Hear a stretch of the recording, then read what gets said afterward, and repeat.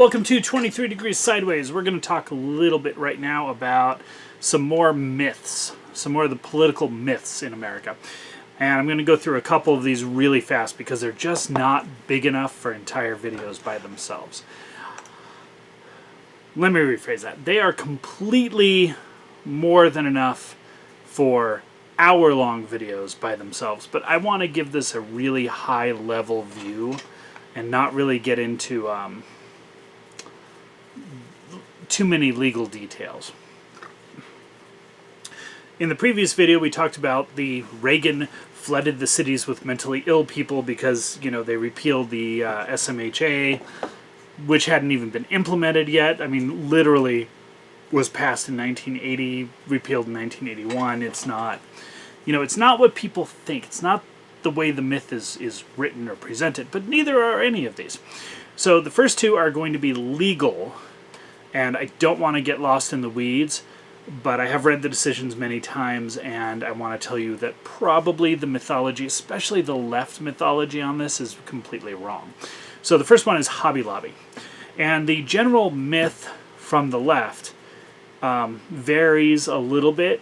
At the very moderate end, Hobby Lobby allows employers to use religious excuses, scare quotes, to ban contraception. At the further end, going more to the left on this one, the general left mythology on this one, the Hobby Lobby case, is that it allows right-wingers who are religiously bigoted to use their religion to deny women access to health care in the workplace. Neither of these is true. And you'd think that dramatic a statement, deny women all health care, is fringe, but it's really not fringe. That's the basic run-of-the-mill progressive interpretation of Hobby Lobby. The more gentle one, that it just allows employers to use religious excuses, fake religion, to ban contraception, that's more moderate Democrat. Pelosi uses the extreme version. I was going to say something like that's the mainstream establishment Democrat, educated Democrat version. But either way, it's a mythology. The Hobby Lobby case was an RFRA, that's Religious Freedom Restoration Act, a law passed in the Clinton era, case. It's not a First Amendment case, although the RFRA would fall under First Amendment if it was challenged as a constitutional law.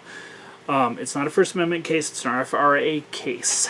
And the government, when Obamacare started, had already set up programs. There were existing programs from the government, the federal government, to provide health insurance to pay for abortifacient contraception because there was no way to pass the Obamacare and make it stick with churches.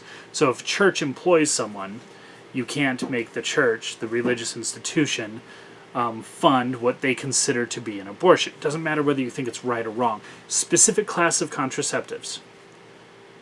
There was already an avenue, a mechanism in place to get those covered under health insurance by the federal government for women. Hobby Lobby wanted to use that system because, as a closely held family corporation with strong, provable, demonstrable religious beliefs, they did not want to be responsible for paying for what they considered to be abortion.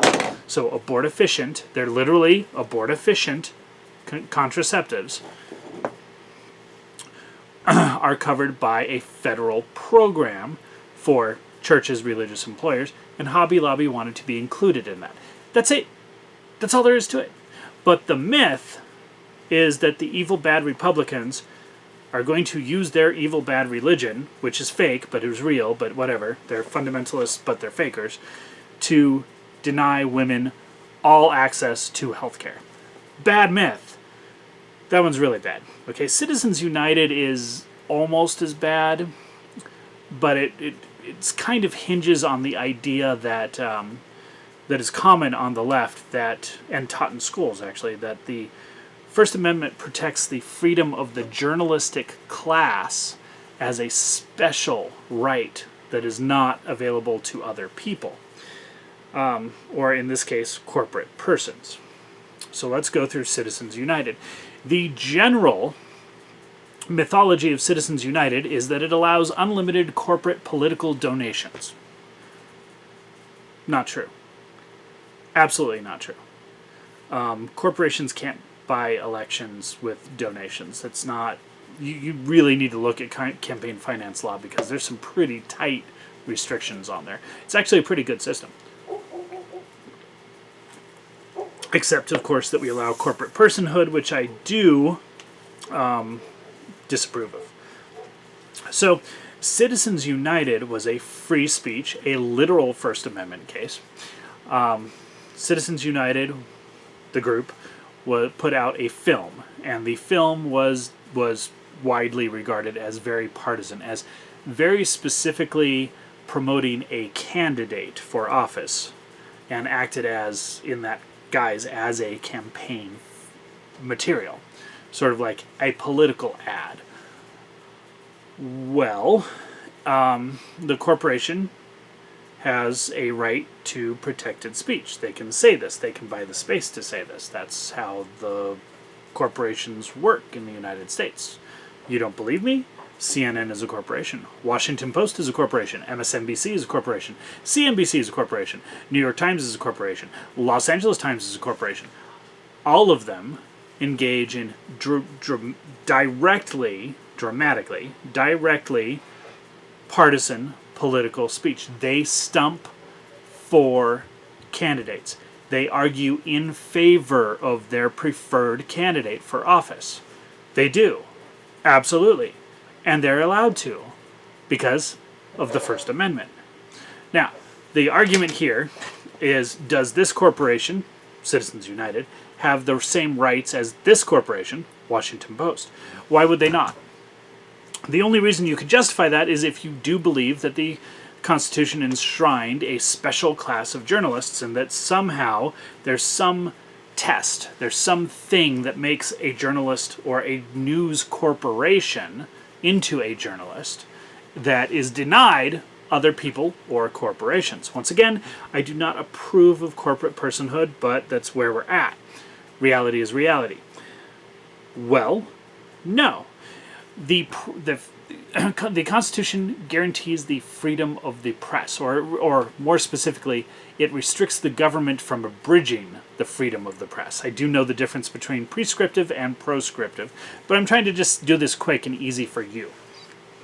Okay, freedom of the press. What does that mean? Well, prior to 1920, it meant quite literally a printing press.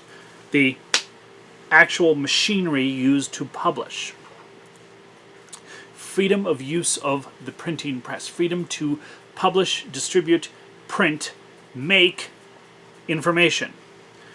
Only in the 1920s was the press used as slang for journalism specifically.